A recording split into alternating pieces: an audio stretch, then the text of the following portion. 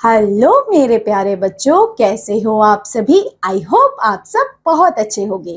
सो बच्चों, आज हम शुरू करेंगे चैप्टर नंबर 8 आपकी बुक का, और इस चैप्टर का नाम है कंबशन एंड फ्लेम। मतलब इस क्लास में हम क्या चीजों के बारे में डिस्कस करने वाले हैं, आइए थोड़ा सा मैं आपको बता देती हूँ। सबसे पहले हम देखेंगे फायर क्या होती है। फायर मतलब आग, how the fire is born. Okay, how the combustion process is working on. combustion क्या है, combustion के क्या क्या प्रोसेसेस है, कौन कौन सी चीज combustion करने के लिए इंपॉर्टेंट होती है, कौन कौन से डिफरेंट टाइप्स के combustion we can say combustions होते हैं। Okay, and we will see fire extinguisher के बारे में। फायर एक्सटिंग्विशर का क्या काम होता है, ठीक है। हमारी फ्लेम्स कौन कौन सी होती हैं, आपने कैंडल्स में फ्लेम्स देखी होगी, कौन कौन सी फ्लेम्स होती है, किस तरीके से उनके बीच में कंबक्शन होता है, ठीक है। सो मतलब ये चीजों के बारे में हम देखने वाले हैं जो आपकी फ्लेम एंड कंबक्शन से रिलेटेड टू हो गई, ठीक है। सो चलिए अपने इस चैप्टर को शुरू करते हैं और देखते हैं है क्या ये कंबक्शन प्रोसेस, ठीक है। सो let's start chapter number 8 and the name of the chapter is combustion and flame.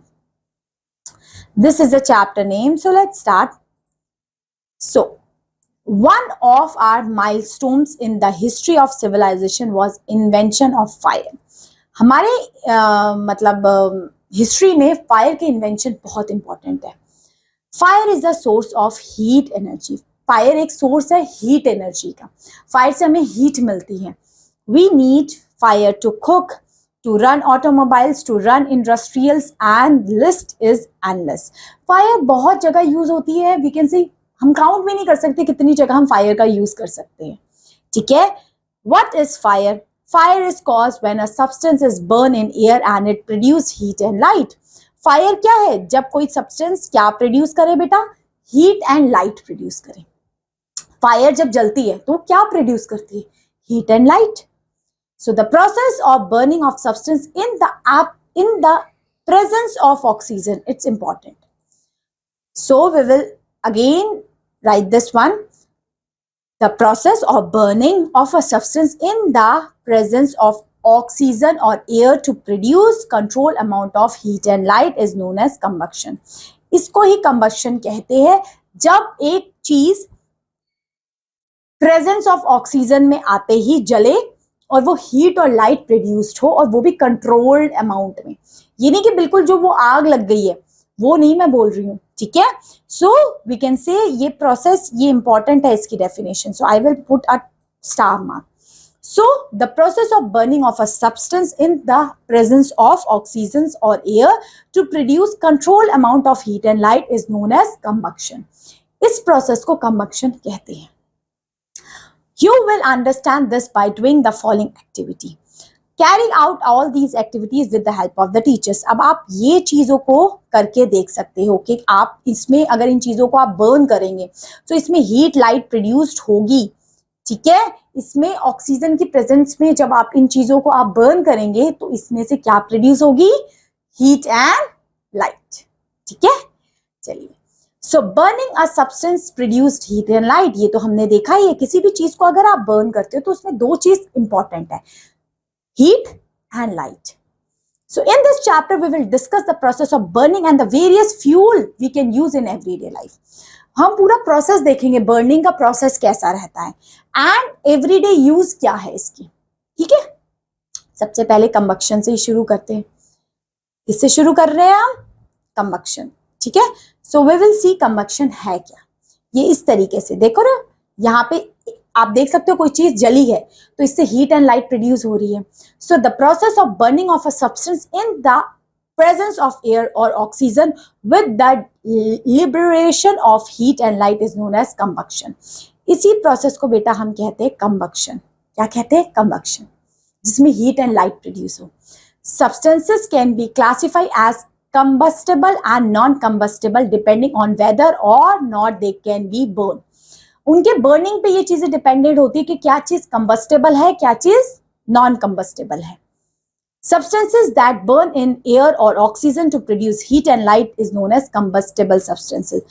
We can say combustible substances क्या होते हैं बेटा? ऐसे सब्सटेंस जो बर्न हो जाए, क्या हो जाए बेटा? बर्न हो जाए, ठीक है।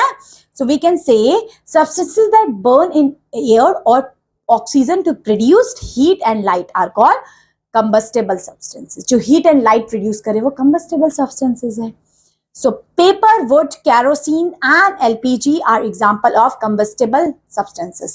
So combustible substances के example है paper, wood, kerosene and LPGs. ठीक है?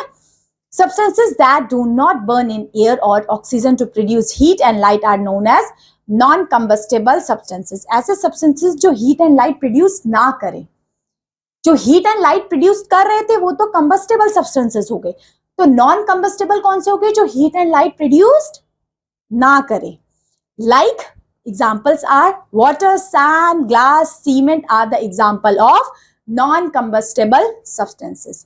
So ये examples हो जाएंगे बेटा non-combustible substances के, जिसमें से heat and light produce नहीं हो रही है।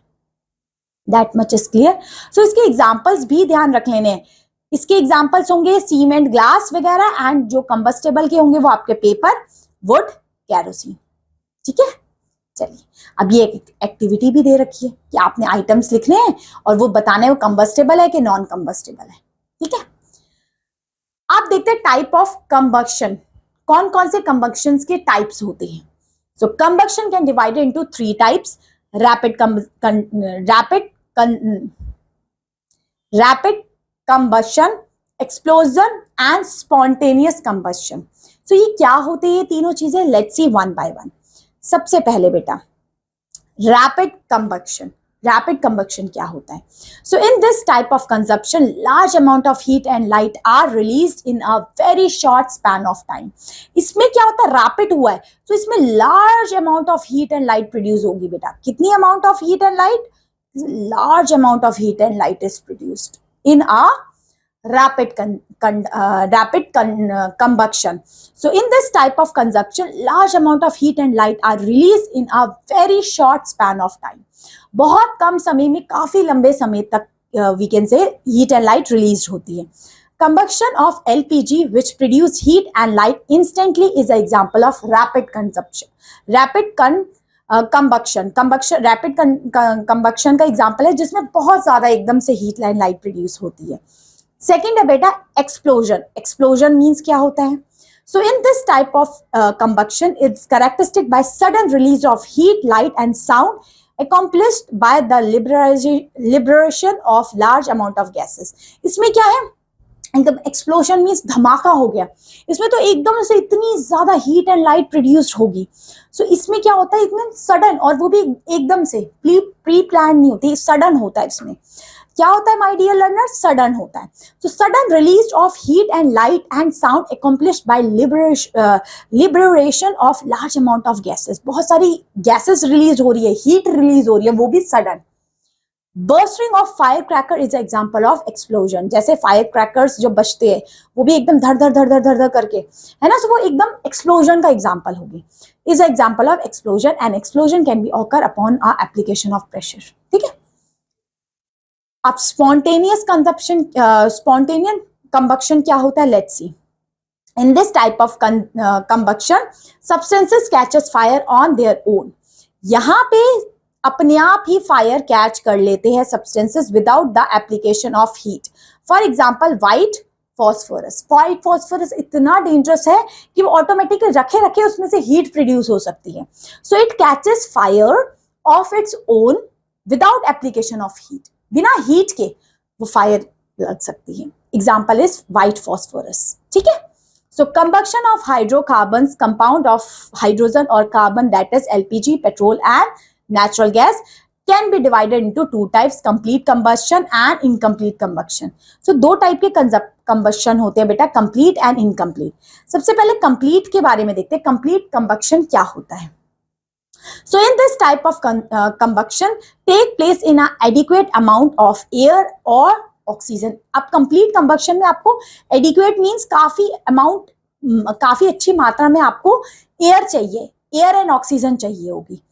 It result in the formation of carbon dioxide, water, heat and light. So complete combustion में आपको light, heat, carbon dioxide मिलती है. complete कंप्लीट कंबक्शन में आपको अच्छी खासी अमाउंट ऑफ एयर चाहिए होगी। सेकेंड है इनकम्प्लीट कंबक्शन। क्या होता है इनकम्प्लीट? मतलब आधा अधूरा। So in this type of combustion take place in inadequate amount of air and oxygen is there. यहाँ पे inadequate amount of air and oxygen होती है, मतलब बहुत ज्यादा नहीं होती, कम होती, मात्रा इसकी कम होती है। So it result in the formation of carbon monoxide, shoots, water, heat and light. So ये सारी की सारी चीजें बेटा आपकी इनकम्प्लीट कंबक्शन में फॉर्म होती है। अब देखते हैं बेटा next, necessary condition for combustion. कौन कौन सी नेसेसरी कंडीशंस होती है कंबक्शन की? Let's see, the following condition are necessary for combustions to take place. Let's see, सबसे पहले प्रेजेंस ऑफ कंबस्टेबल सब्सटेंसेस। आपको सबसे पहले कंबस्टेबल सब्सटेंसेस चाहिए होंगे। So combustion is only possible if there substance is combustible. सबसे पहले कंबस्टेबल सब्सटेंसेस है, मतलब ऐसे सब्सटेंसेस जो हीट एंड लाइट प्रोड्यूस करें in the presence of air. Second, presence of supporter of combustion. आपको सपोर्टर चाहिए होगा कंबक्शन के लिए। So adequate supply of supporters of combustion that is oxygen is essential for the combustion. So combustion process के लिए सबसे पहले आपको ऑक्सीजन चाहिए होगी, ठीक है। Next, attainment of igneous temperature. आपको एक इग्निशियस टेम्परेचर चाहिए होगा जिसकी हेल्प से आपका कंबक्शन पॉसिबल होगा, मतलब एक स्टार्टिंग टेम्परेचर है ना। किसी भी चीज के लिए ignition temperature is important for the combustion और for the burning processes. So a substance start to burn only after it has attained a certain minimum temperature. So it is at certain minimum temperatures by which the object or any item is start burning. So the temperature at which a particular substance is burn in the presence of air is known as igneous temperature. जब कोई भी object, कोई भी substances burn करना शुरू करे एक certain temperature पे, it's known as igneous temperature.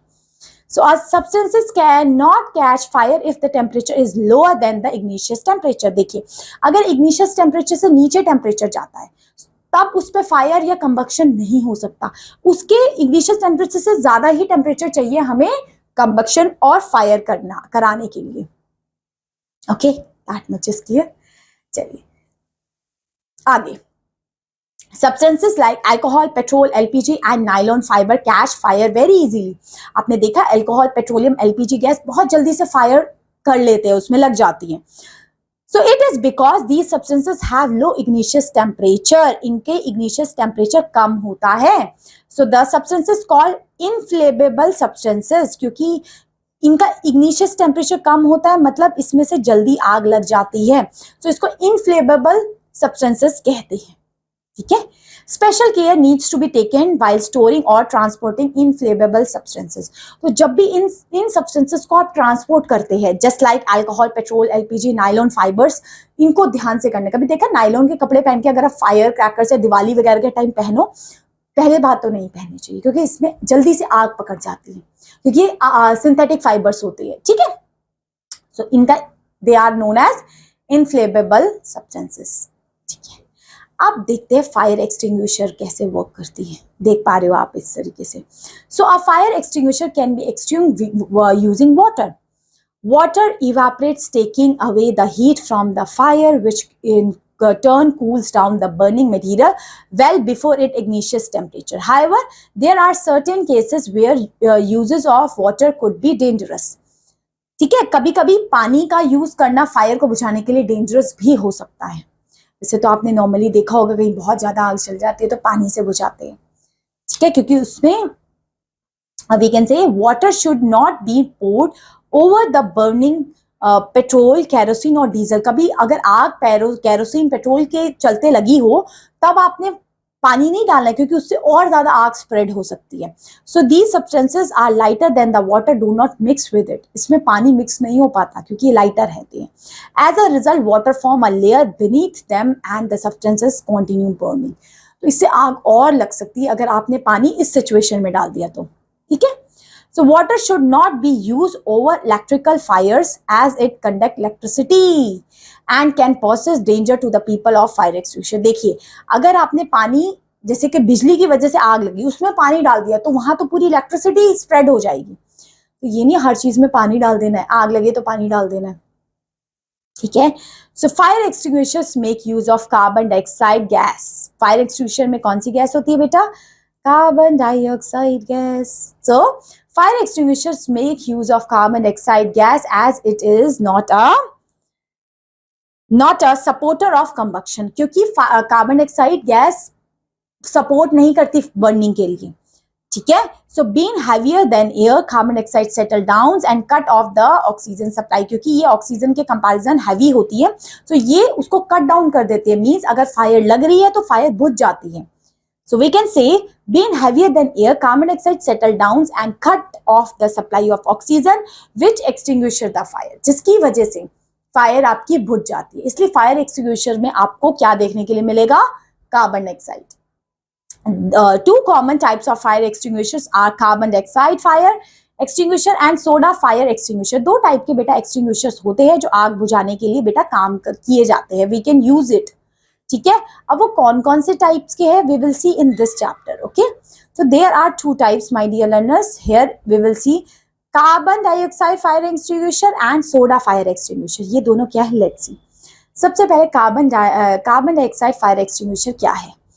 This type of fire extinguisher consists of carbon dioxide filled under high pressure cylinder। इसमें कार्बन डाइऑक्साइड के नाम से है तो इसमें कार्बन डाइऑक्साइड होती है। नेक्स्ट, सोडा फायर एक्सटिंग्विशर क्या होता है? So this type of fire extinguisher has a concrete solution of sodium hydrogen carbonate and sulfuric acid in a separate compartment। इसमें क्या क्या दो चीजें होती है बेटा, ये इंपॉर्टेंट है, नोट करिए। इसमें होती है बेटा sodium hydrogen carbonate and sulfuric acid in a separate compartment। When the fire extinguisher is used, the two substances come in contact with other and produce carbon dioxide। ठीक है। ये दोनों सब्सटेंसेस, कौन से दोनों substances? Sodium hydrogen carbonate and sulphuric acid जब आते हैं तो ये कार्बन डाइऑक्साइड प्रोड्यूस करते हैं और कार्बन डाइऑक्साइड तो आग को बुझाती है। ठीक है। सो इसलिए फायर एक्सटिंग्विशर दो टाइप के होते हैं, कार्बन डाइऑक्साइड वाला एंड सोडा फायर वाला। सोडा फायर में दो चीजें याद रख लेना, sulphuric acid and sodium hydrocarbonate. ठीक है। अब वर्किंग ऑफ एक्सटिंग्विशर की वर्किंग देखते हैं, कैसे वर्क करता है एक्सटिंग्विशर। ठीक है। So when there is a fire the knob is struck, the bottle breaks and sulfuric acid react with sodium bicarbonate। deliberately a large amount of carbon dioxide is produced। देखिए यहां से आप break करोगे, इसमें से gas release होगी, वो कौन सी है? सल्फ्यूरिक एसिड रिएक्ट करेगा आपका सोडियम बाइकार्बोनेट से, जिसकी वजह से आपकी रिएक्शन होके कार्बन डाइऑक्साइड गैस निकलती है। Carbon dioxide gas form a blanket around the air, around the fire. Fire के अराउंड एक ब्लैंकेट बना देती है, वो कट कर देती है ऑक्सीजन की सप्लाई को। कौन?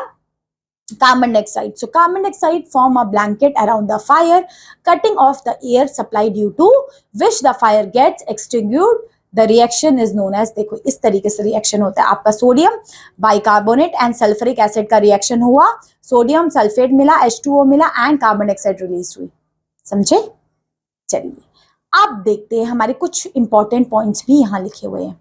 जैसे लिखे कार्बोनेक्स हेमोग्लोबिन क्या होता है? So it is highly stable product form by the hemoglobin combines with carbon monoxide। this affinity of hemoglobin for carbon monoxide is 250 times greater than the oxygen। Next acid rain होती है।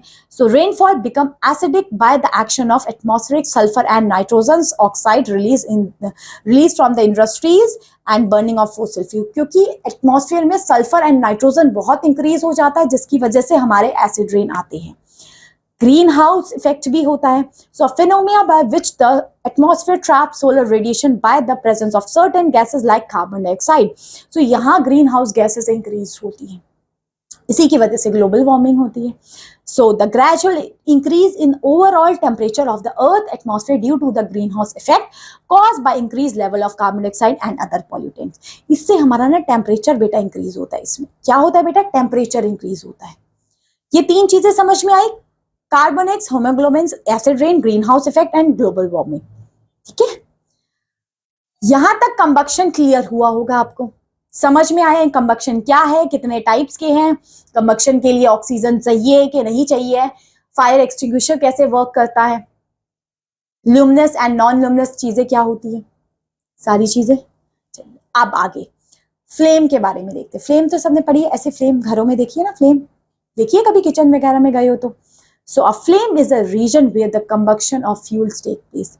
यहाँ पे combustion होता है fuel का। किसका?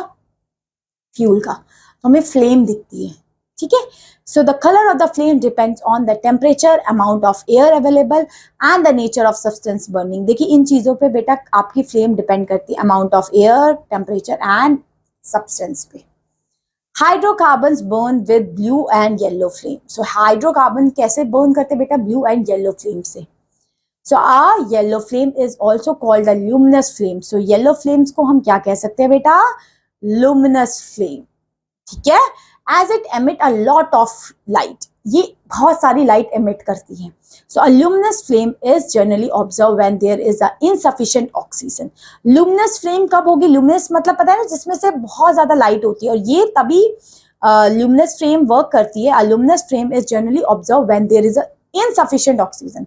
Insufficient oxygen होगी क्योंकि ऑक्सीजन कम, देखिए ऑक्सीजन हम क्या कहते हैं? इनसफिशिएंट ऑक्सीजन, ऑक्सीजन की सप्लाई कम होगी, तब आपको ल्यूमिनस फ्लेम दिखेगी, येलो कलर की फ्लेम दिखेगी, ठीक है। So yellow flame is known as luminous flame, जो एमिट करती है बहुत सारी light. So that is incomplete combustion. So luminous flame में इनकम्प्लीट कंबक्शन होगा क्योंकि यहाँ सफिशिएंट ऑक्सीजन नहीं है, ठीक है। It's temperature is lower than a blue flame and it's leave behind black suit and other residue. तो ये ब्लैक कलर का जो आपको राख राख टाइप की दिखती है, इसी फ्लेम से होती है। नेक्स्ट है बेटा ब्लू फ्लेम। ब्लू फ्लेम के बारे में देखते हैं। So a blue flame is also called non luminous flame. इसको बेटा नॉन ल्यूमिनस फ्लेम भी कहते हैं, as it emit very little light. देखिए ल्यूमिनस में बहुत सारी लाइट प्रोड्यूस हो रही थी, बट नॉन ल्यूमिनस में कम लाइट प्रोड्यूस होती है। So a blue flame is generally observe when there is adequate amount of oxygen is available. देखिए ब्लू फ्लेम कब जलती है? जब काफी अमाउंट ऑफ ऑक्सीजन होती है, दैट इज कंप्लीट कंबक्शन होता है। This type of flames leave behind no residue. यहाँ पे कोई भी रेसिड्यू लेफ्ट नहीं होता है ब्लू फ्लेम में।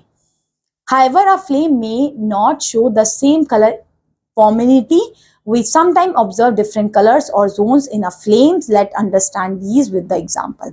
देखिए अलग अलग फ्लेम्स आप यहाँ देख सकेंगे। कैंडल कैसी फ्लेम होती है इसकी, कैसे ये फ्लेम प्रोड्यूस करती है कि नहीं, मैग्नीशियम फ्लेम प्रोड्यूस करता है कि नहीं, कैम्फर फ्लेम प्रोड्यूस करता है कि नहीं, केरोसिन फ्लेम प्रोड्यूस करता है कि नहीं, चारकोल फ्लेम प्रोड्यूस करता है कि नहीं, ये लिखना है आपने, ठीक है। तो आपने देखा एक होती है बेटा ल्यूमिनस फ्लेम, जो वी कैन से जो येलो फ्लेम होती है जिनकी, उनको ल्यूमिनस फ्लेम कहते हैं, जिसमें बहुत सारी लाइट प्रोड्यूस होती है। और दूसरा बेटा ब्लू फ्लेम, क्या है? ब्लू फ्लेम, जिनको हम नॉन ल्यूमिनस फ्लेम भी कहते हैं। कौन सा फ्लेम? नॉन ल्यूमिनस फ्लेम, जिसमें कम ही लाइट प्रोड्यूस होती है, ठीक है। और इसमें क्या होता है? ऑक्सीजन की अमाउंट ज्यादा होती है, ठीक है। तो ये फ्लेम दो टाइप के, yellow flame and blue flame, आपने भी देखी होगी येलो फ्लेम और ब्लू फ्लेम, ठीक है। अब स्ट्रक्चर ऑफ फ्लेम, फ्लेम का स्ट्रक्चर देखते हैं। फ्लेम का स्ट्रक्चर कैसा होता है? आपने ब्लू कलर की फ्लेम और येलो कलर की फ्लेम दोनों देखी होगी, बस ये ध्यान रख लेना yellow flame is luminous flame, जिसमें लाइट प्रोड्यूस होती है बट ऑक्सीजन कम होती है, और जो आपकी ब्लू फ्लेम है वो नॉन ल्यूमिनस होती है, ठीक है। ये दोनों चीजें क्लियर हुई आपको? ठीक है। आगे स्ट्रक्चर ऑफ अ फ्लेम, अब फ्लेम का स्ट्रक्चर कैसा होता है वो देखते हैं। सो light a candle and observe the flame carefully. You will be able to see the following zones of a candle flame. आप देख पाएंगे कि अगर आप कैंडल को इस तरीके से बर्न करते हैं तो आप देख पाएंगे अलग अलग फ्लेम्स कैंडल में। सो लेट्स सी वो क्या है। सबसे पहले हम देखेंगे outer zone, blue zone. Outer zone flame का वो कैसा? ब्लू कलर का होता है। कैसा होता है? ब्लू कलर का। So this zone is form near the base of wick. बिल्कुल बेस में आप देखो ब्लू कलर का, आप देख पा रहे हो, पिक्चर में भी दिख रहा है। In this zone rapid and complete combustion of wax vapours take place. यहाँ पे कंप्लीट कंबक्शन होता है, ठीक है। कंप्लीट कंबक्शन होता है, जो आपका आउटर जोन होता है, जो ब्लू जोन जिसको कहते हैं। So this is the hottest part of the candle flame and complete combustion of wax produce carbon dioxide, water vapor and heat. यहाँ पे बेटा कंप्लीट कंबक्शन होगा आपका, कंप्लीट कंबक्शन होगा, इसके साथ कार्बन डाइऑक्साइड प्रोड्यूस होगी, वाटर वेपर प्रोड्यूस होगा एंड हीट प्रोड्यूस होगी आउटर जोन में।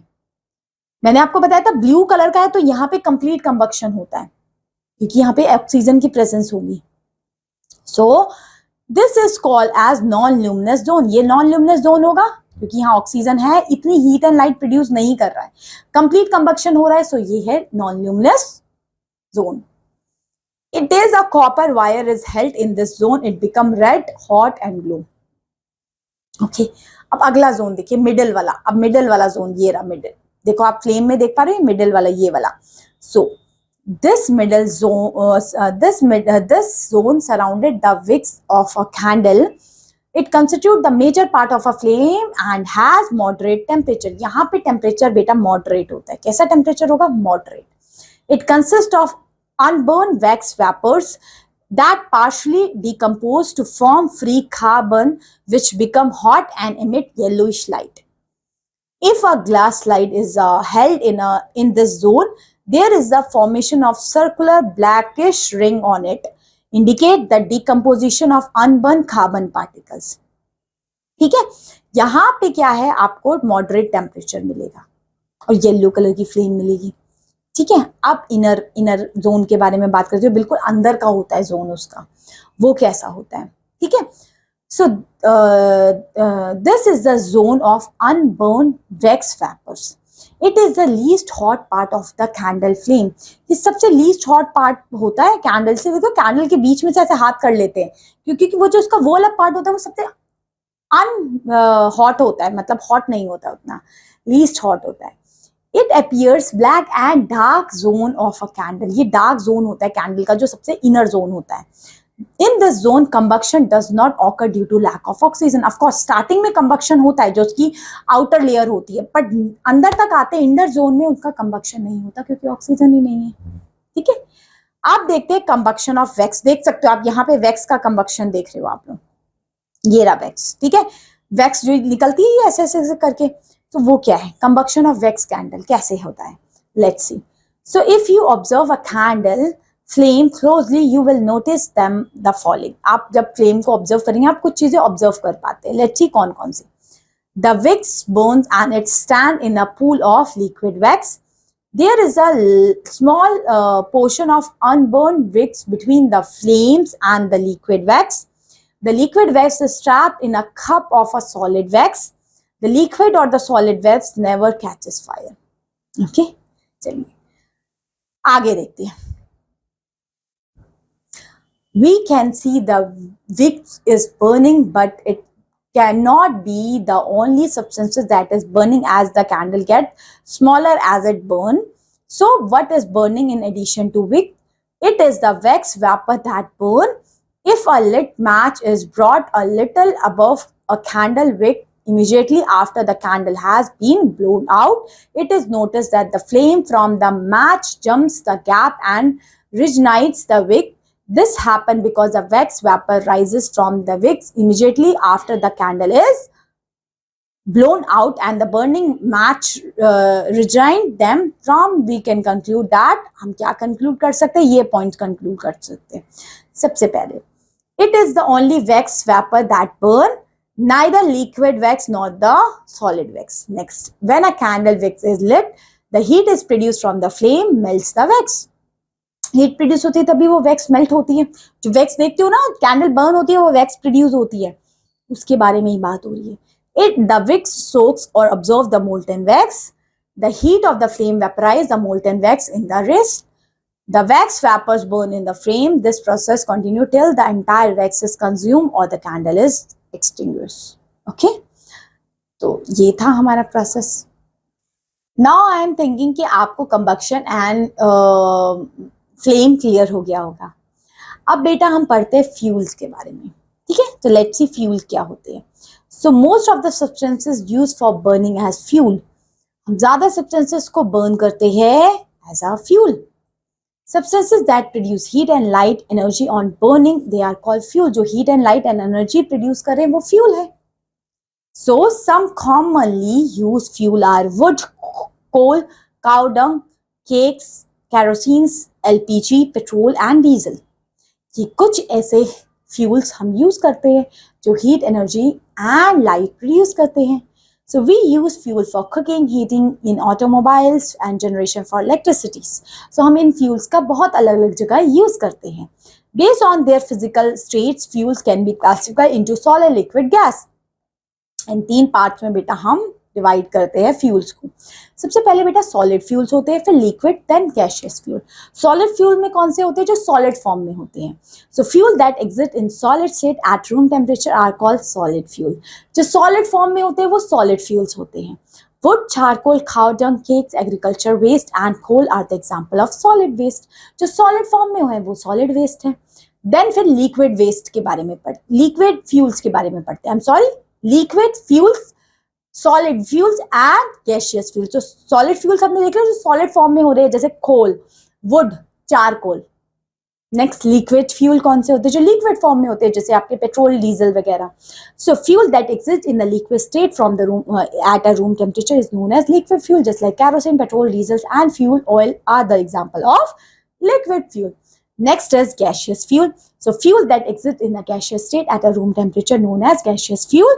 Example are petroleum gas, natural gas and biogas are the example of gaseous fuel. इनका टेबल आपने याद होना चाहिए आपको. यही 3 टाइप के फ्यूल है. कैरेक्टरिस्टिक्स क्या होती है फ्यूल की? Let's see.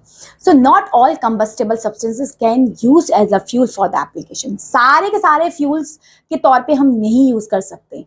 This is because although all fuels produce heat and light on burning, but some produce more energy than other. अच्छा, देखिए सारे हम फ्यूल्स को, सारे जो भी फ्यूल्स हमें कंबक्शन से मिलते हैं वो हम सबको फ्यूल की तरह नहीं यूज कर सकते, क्योंकि कुछ ऐसे भी है जो बहुत ज्यादा एनर्जी प्रोड्यूस करते हैं, उनको हम यूज ही नहीं कर सकते. Beside the amount of energy produced, the choice of fuel, whether you're domestic or industrial use, also depend on their cost, efficiency, availability and the extent of the pollution it causes. मतलब fuel को हम इन parameters पे पहले major करते हैं कि कितना pollution करता है, कॉस्ट क्या है, एफिशिएंसी क्या है उसकी. So two important characteristics of a fuel are caloric values and efficiency. So आपकी caloric value and efficiency होनी चाहिए उस फ्यूल की. So caloric values of a fuel is defined as amount of heat produced in kilojoule when 1 gram of fuel is completely burned. The unit of representing caloric value is kilojoule kg, जिसको बोलते हैं. क्या है caloric value की important है. So 1 gram of fuel is burned completely. The unit representing caloric value is kilojoule. Kilojoule. The caloric value represented by kg per gram. In simple terms, the higher caloric value of a fuel, the more heat is produced when burned. More caloric value होगी तो more heat produced होगी. Thus, the higher the caloric value of a fuel, the better fuel is this. जितनी ज्यादा अच्छी caloric value ज्यादा होगी उतना अच्छा fuel होगा वो.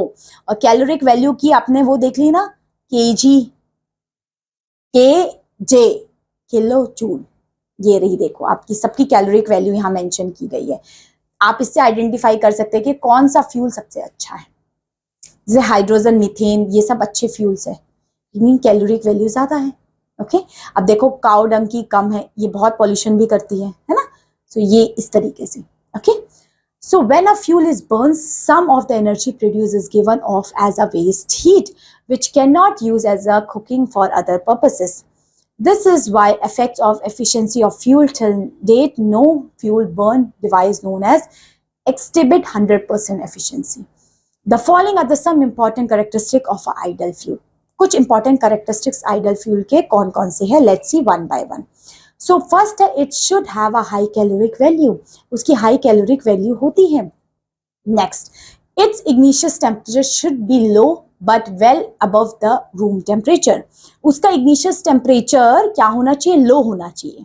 ignition temperature पढ़ा था जब स्टार्ट बर्निंग करने शुरू हो जाए, बट above होना चाहिए रूम टेम्परेचर की. If the ignition temperature is too low, the fuel does not catch fire easily. अगर बहुत कम हो गया ignition temperature तो जल्दी से उसमें आग नहीं लगेगी, which could be dangerous. And very high, the fuel should catch fire. देखिए ignition temperature ना बहुत ज्यादा होना चाहिए ना बहुत कम होना चाहिए, दोनों ही dangerous condition है. Next, it should have a moderate rate of combustions and should release heat in a controlled manner. एक controlled manner में heat produce करे. It should be fairly cheap and easily available. Cheap होना चाहिए, easily available होना चाहिए. A fuel may have a high caloric value, but it is expensive and not easily available. It cannot be used in day-to-day basis. Next, it should be safe to handle, store and transport. आपको इसको easily आप कर पाए, क्या कर पाए, इन जो fuels हम पढ़ रहे हैं इनको इजिली आप इधर से उधर भेज पाए, एक्सपेंसिव ना हो ज्यादा, है ना, ये सब चीजों का आपने ध्यान रखना है. It should not cause pollution also, जैसे हमने पढ़ा था उसकी इफेक्टिवनेस, उसकी कॉस्ट, उसका पॉल्यूशन, ये सब चीजों को देखते हुए हमने उस चीज को फ्यूल के तौर पे यूज करना है. ऐसा नहीं सब चीजों को हम फ्यूल के तौर पे यूज कर लें, तो ये ध्यान रखना है उसका इग्निशियस टेम्परेचर कितना है, पॉल्यूशन तो नहीं कर रही है, उसको अच्छे से हम स्टोर कर पा रहे हैं कि नहीं कर पा रहे हैं, ये सब चीजों को आगे देखते हैं. So let us discuss some fuel as its characteristic. अब हम कुछ फ्यूल और उसकी कैरेक्टरिस्टिक्स देखते हैं. सबसे पहले बेटा हाइड्रोजन एज फ्यूल. हाइड्रोजन को हम फ्यूल की तरह कैसे यूज करते हैं. So hydrogen is considered the best fuel as it has a highest caloric value, जो अभी हमने देखी थी कि जिसकी जितनी ज्यादा कैलोरिक वैल्यू उतना वो अच्छा फ्यूल है, ठीक है, और इसकी यूनिट कहती के जे. सो hence it is considered the best fuel, इसलिए इसको बेस्ट फ्यूल के नाम से जाना जाता है. However, it is highly inflammable. There are difficulties associated with the transport, storage and handling. क्योंकि inflammable है, so इसलिए इसको storage and transportation में थोड़ी दिक्कत होती है. It is therefore we use as fuel only if they are absolutely necessary. ठीक है, तभी हम इसको यूज करते हैं. नेक्स्ट देखते हैं बेटा methane and LPG as fuel. Methane और एलपीजी को फ्यूल के तौर पे कैसे यूज करते हैं. So both methane and LPG have higher caloric value. They burn with a smokeless fire and therefore they do not cause pollution. They are ideal for the domestic fuel. So इसलिए हम इनको use करते हैं domestic fuel में. Next petrol and diesel को. So both petrol and diesel are mainly used in automobiles. The main disadvantage of there is limited availability. Of course, इसका एक ही disadvantage है, ये हमारे पास limited है, कम है.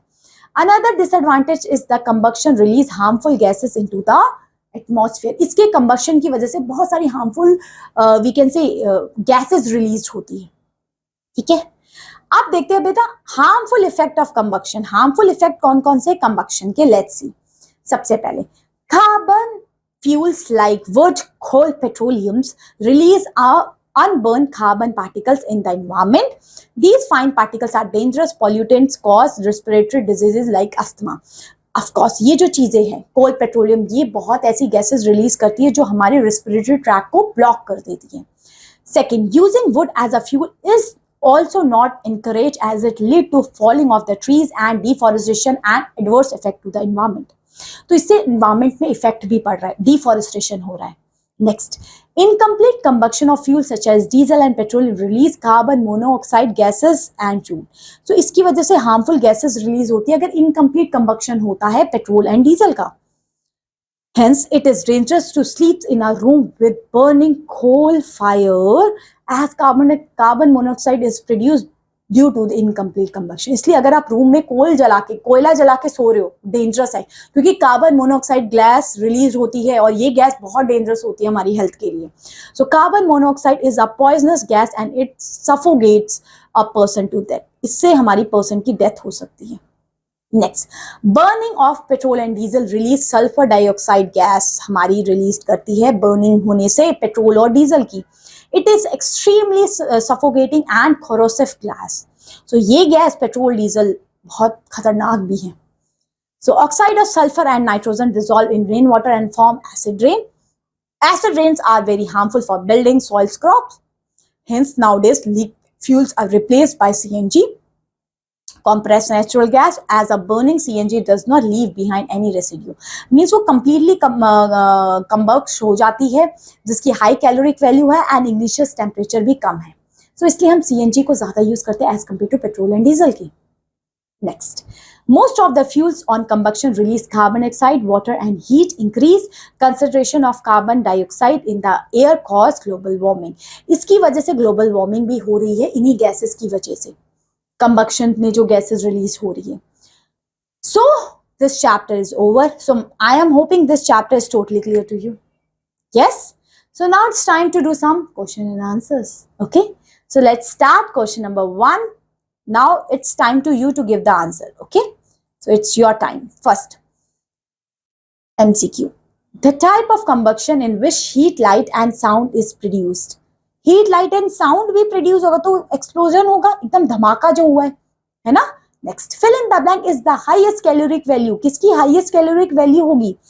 वैसे तो हमने हाइड्रोजन गैस पढ़ी थी, अब हाइड्रोजन तो नहीं है, अब तो यहां से हम देखेंगे.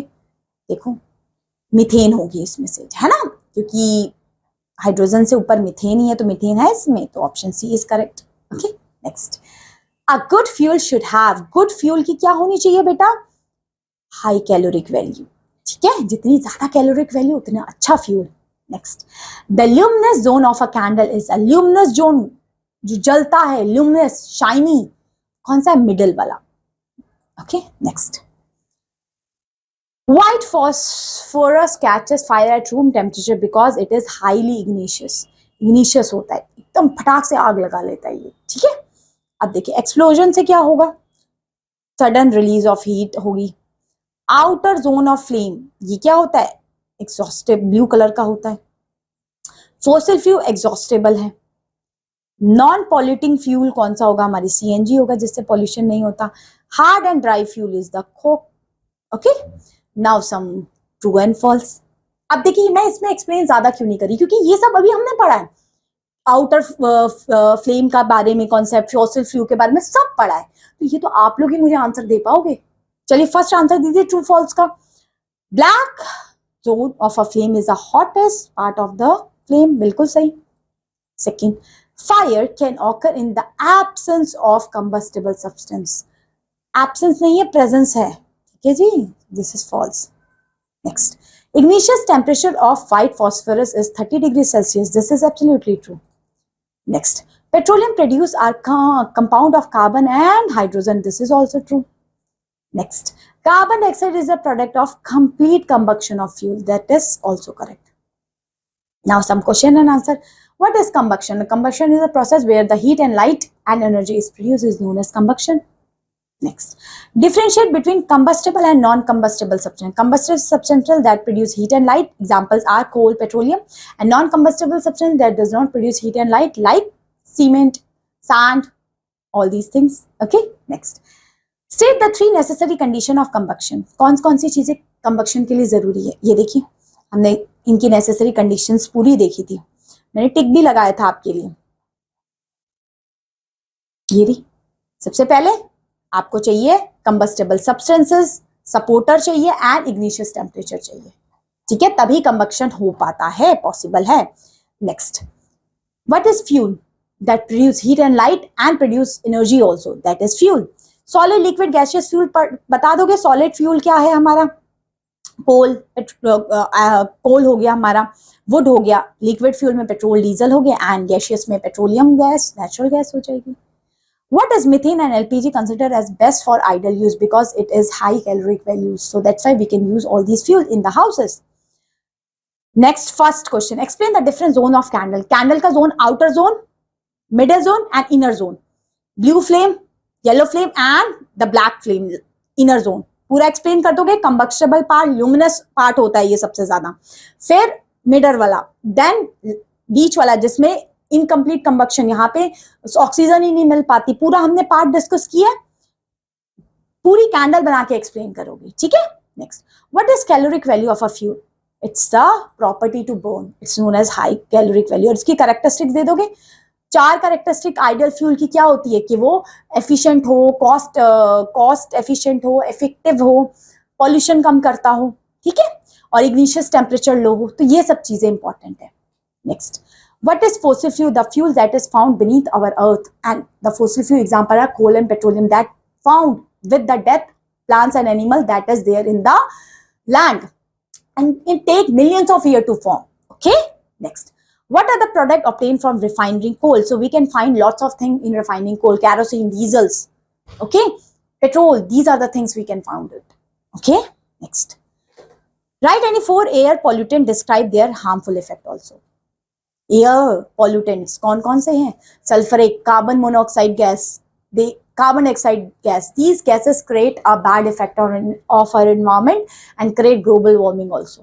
Okay, and the last question, exhaustible and inexhaustible natural resources. जो कंप्लीटली बर्न हो जाए एंड नॉट कंप्लीटली बर्न होते हैं। हमने एग्जाम्पल के साथ शुरुआत में ही पढ़ा था। कहाँ पढ़ा था? ये देखिए सबसे ऊपर, जब हम चैप्टर शुरू ही कर रहे थे, we will see all these things. सबसे पहले ये देखो, देखा एग्जॉस्टेबल कौन कौन सी थी? जो रिसोर्सेस हमारे पास लिमिटेड अमाउंट है वो एग्जॉस्टेबल है। इनएग्जॉस्टेबल जो अनलिमिटेड है हमारे पास, जैसे सोलर, विंड, एयर, सो वो इनएग्जॉस्टेबल एनर्जीज हो गई, natural energy, natural resources. Okay, तो ये थी आपकी क्लास, ये था आपका chapter. I am hoping so this thing is clear to you. So that's all my dear learners for this class. Thank you so much, have a good day, bye bye.